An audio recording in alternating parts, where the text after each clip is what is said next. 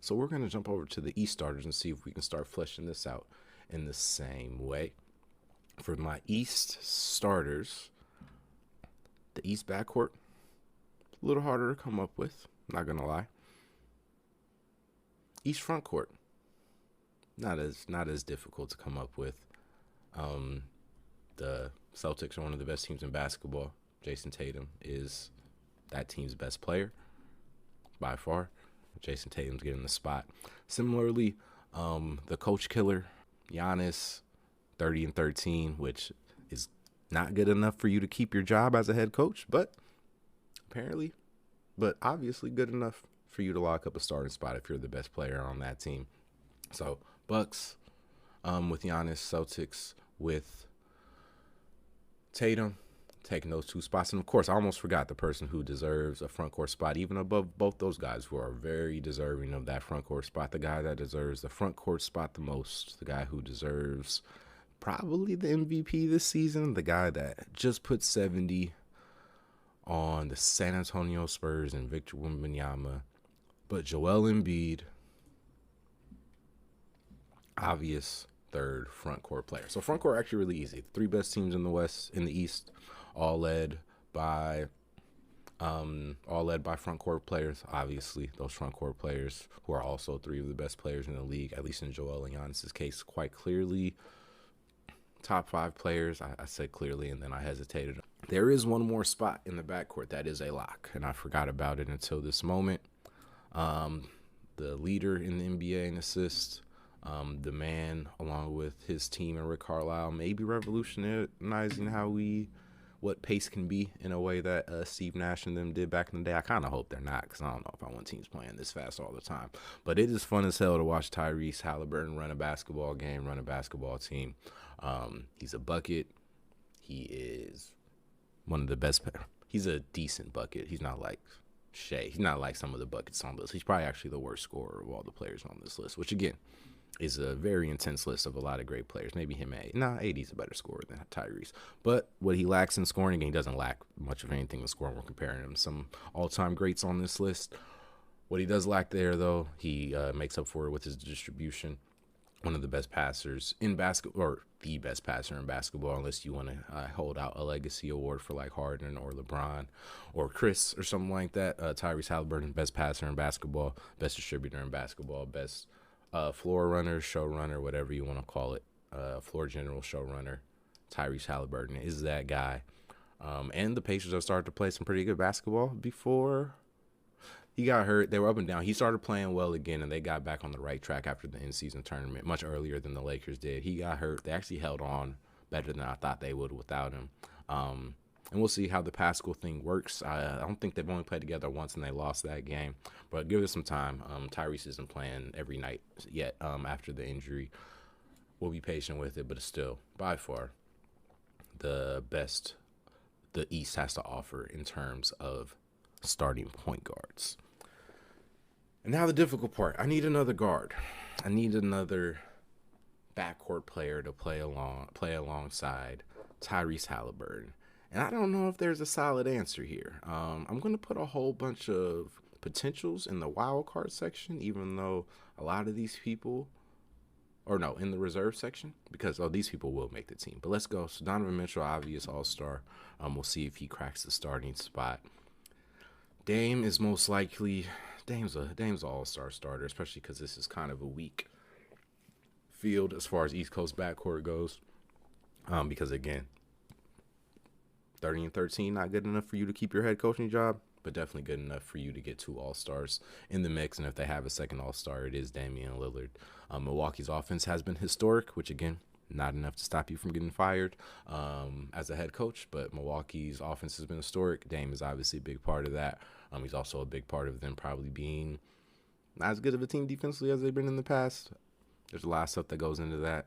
Not going to get into it because, again, Dame is good enough to be an all-star reserve at least, and he still has a chance to maybe snatch this last starting spot. I doubt it. No offense, Dame, but probably not giving you that starting spot.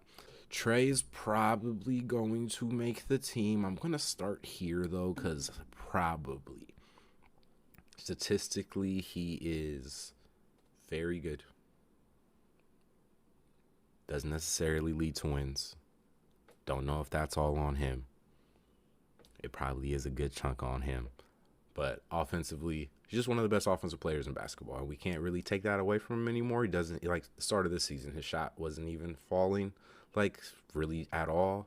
And it was still leading his team to one of the better offenses in the league. He's one of those guys. We don't have a lot of those guys, but he's one of those guys that is pretty good offense unto himself. Like, you just throw Trae Young out there, at least from what we've seen. Throw Trae Young out there, your team's probably going to play well on offense. Is it going to play so good on offense that it makes up for how bad he might make you on defense? History says probably not, but again, that might be roster construction. Who knows? But he is. He's one of the best offensive players in the game. Where's Jimmy with his weird hair? There. Oh, Jimmy doesn't get the black background. That's funny. Okay. Jimmy's going to be a weird one, too, because he hasn't played many games. But somebody did point out he's played more than you think when you compare to some of the other guys that you might consider locks. LaMelo probably should be on this list if he plays more. Hasn't played enough games to qualify for this list. Oh, Jalen. I knew I was forgetting the guard. Jalen, above Trae even, is definitely a lock to make this team. Tyrese. I forgot about my man Maxey. I apologize. Tyrese is a lock as well because, again, oh, maybe not a lock because I have 5 guards, and I only have technically 2 spots for them. I do have 2 wild card spots, but there may be a front court player I'd like in that spot as of now. Not quite sure. Okay, so first question, who is the starter out of this bunch? Who is the starter out of this bunch? The easiest answer is probably Donovan Mitchell. There's a little recency bias there, but again, they've been decent, man. Thought the Cavs had worked their way up, but again, there's not a bunch of separation between the Cavs and the Knicks here. And Mitchell and Brunson are both, I think, considered the driving forces behind these teams' success. And you can argue Jalen has some more support. Randall's having a pretty good year statistically. I don't know if that's enough for me to knock Jalen Brunson out of the starter race. Dame's going to get this spot just off of being on the Bucks, isn't he? Which is good for Dame. Dame's never really got to experience this because he was in the West for so long, and Steph Curry and James Harden were just much better than him. So he hasn't got to see really a lot of all-star starts.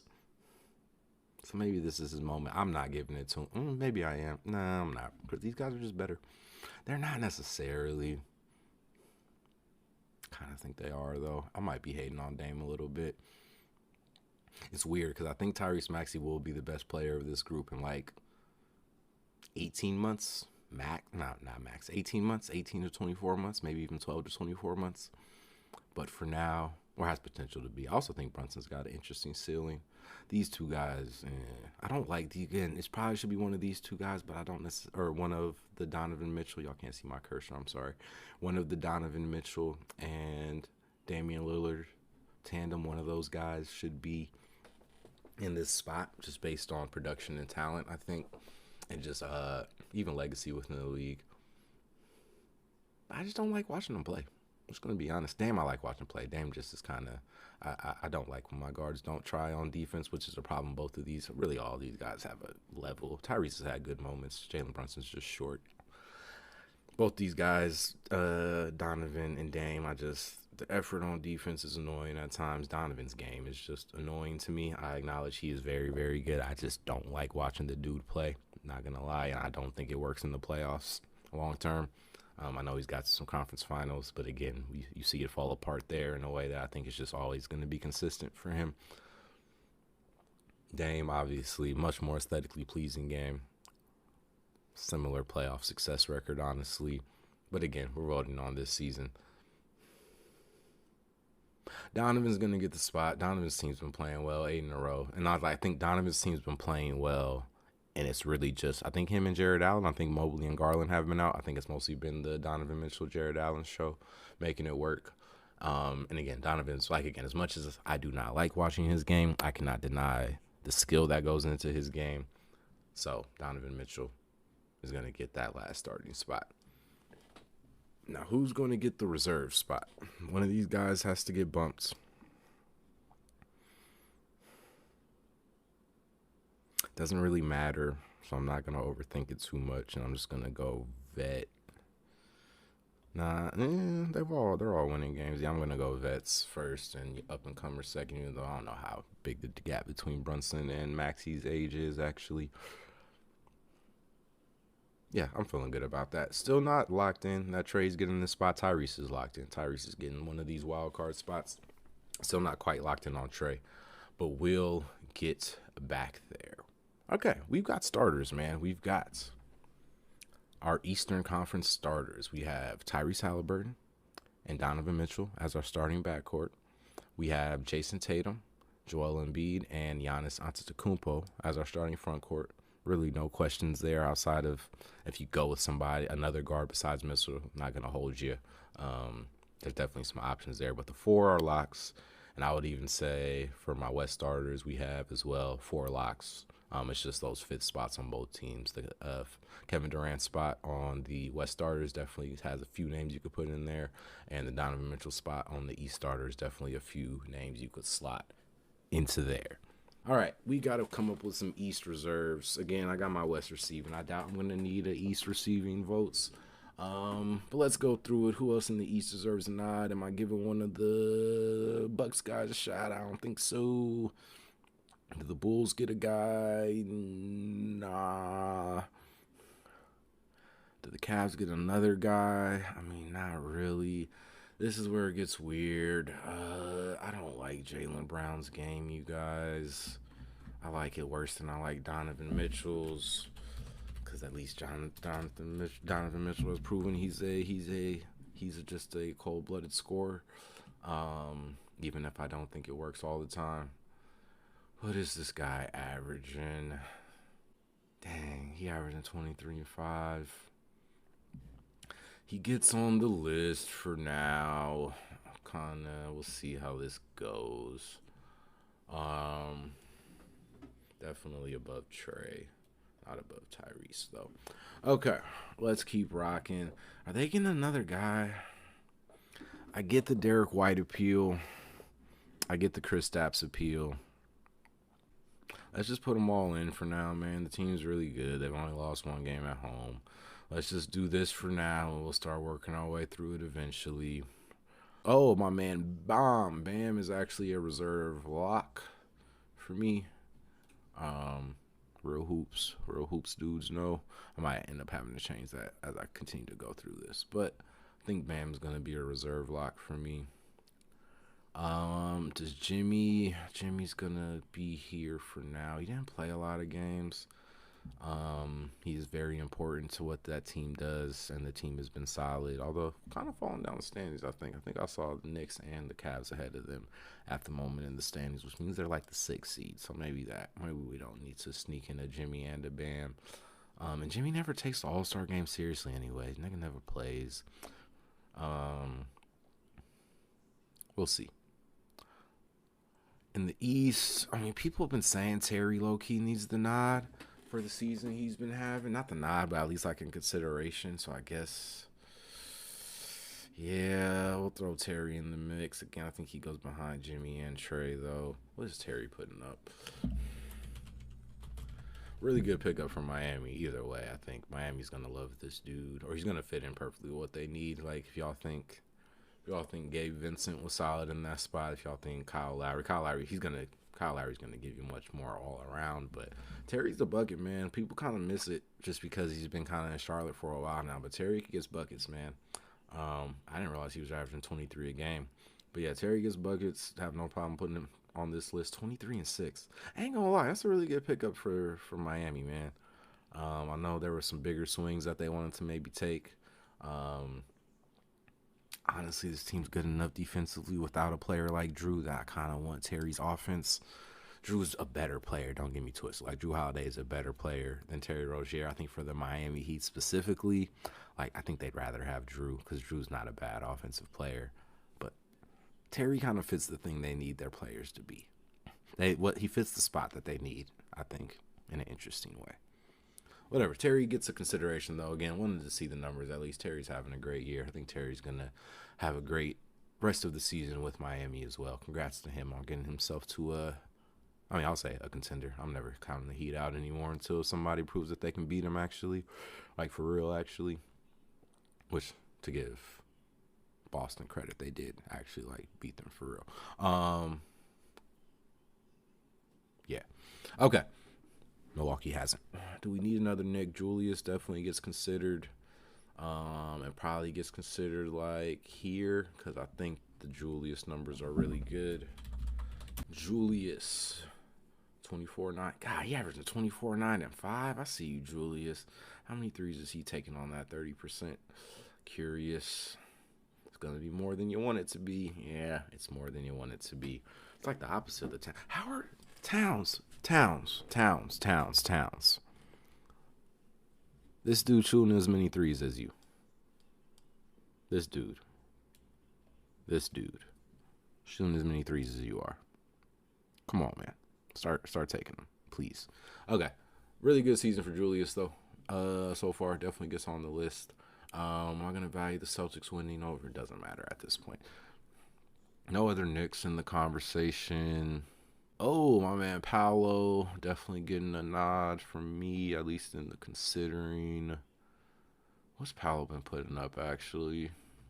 22, 7 and 5, 45 from the field, 36 from 3, 70 from the free throws. Probably isn't enough to crack the All-Star team, actually. I'm really liking what I'm seeing for him. I think he's got the dog in him, man. I think he's just kind of been carrying because Franz has been in and out. I think it's there, though. I don't think he's an All-Star this year, but it's getting there, man. Yeah, I'm fine with that for now. He hasn't played enough games. Or Jimmy hasn't played enough games. Terry's on a bad team. Trey doesn't play winning basketball, at least on one side of the court. I'm fine with that.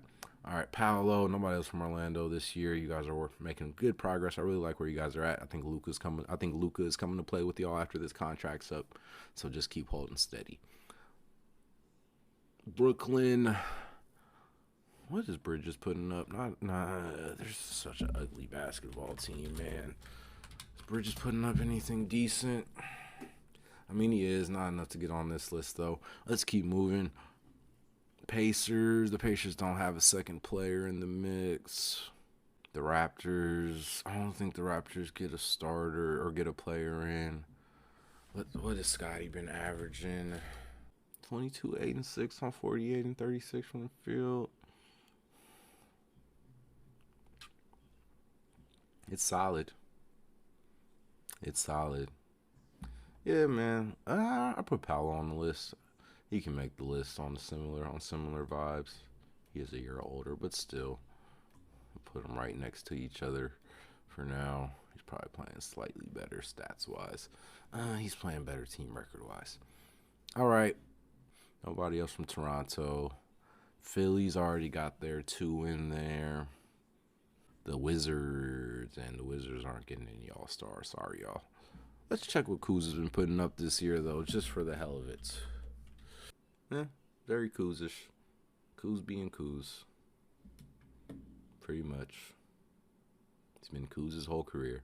Good for you, man. Like consistency. Defense is solid when it's got to be.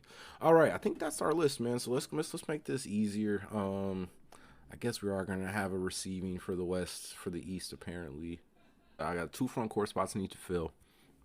Just gonna make the easy thing happen. Jalen, as much as I'll ever hate him, in the mix. I ain't gonna lie, man. Julius' numbers looked really freaking good, man. Julius's numbers look really freaking good, man. And the Celtics already got 2. I didn't give any other team 2. How much better are the Celtics than the? That's a pretty big gap, actually. Yeah, that's a pretty big chunk better than everybody else. Is that enough? I mean, I can still get one of them because I think all of these are going in receiving. I'm pretty sure. Yeah, you can go.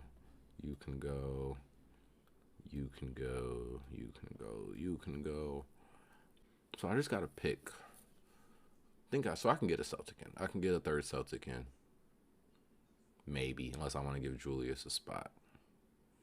No, I can do both. Yeah, I can do both. Okay, cool.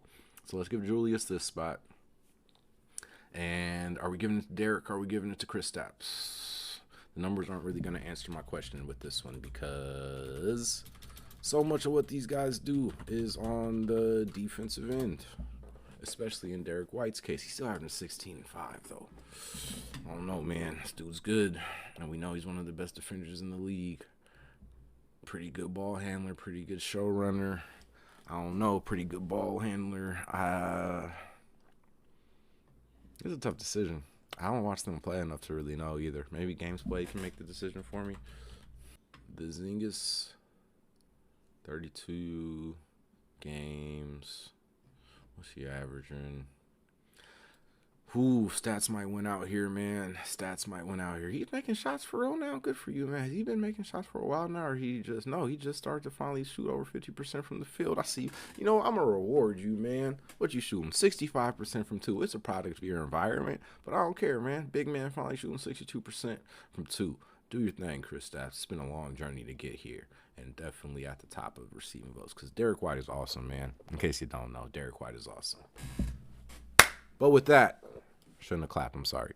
But with that, we have our all-star teams. I've already ran through the West one more time. For the East, we have our Eastern Conference starting backcourt, Donovan Mitchell and Tyrese Halliburton.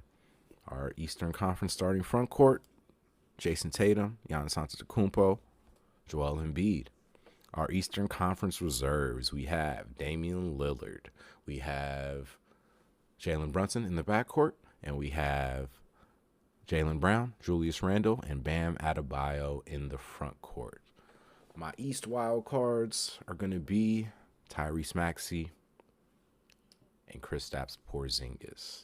Again, really fun putting this list together, man. Appreciate y'all rocking with me on the journey. Let's have a fun all-star game, man. Peace.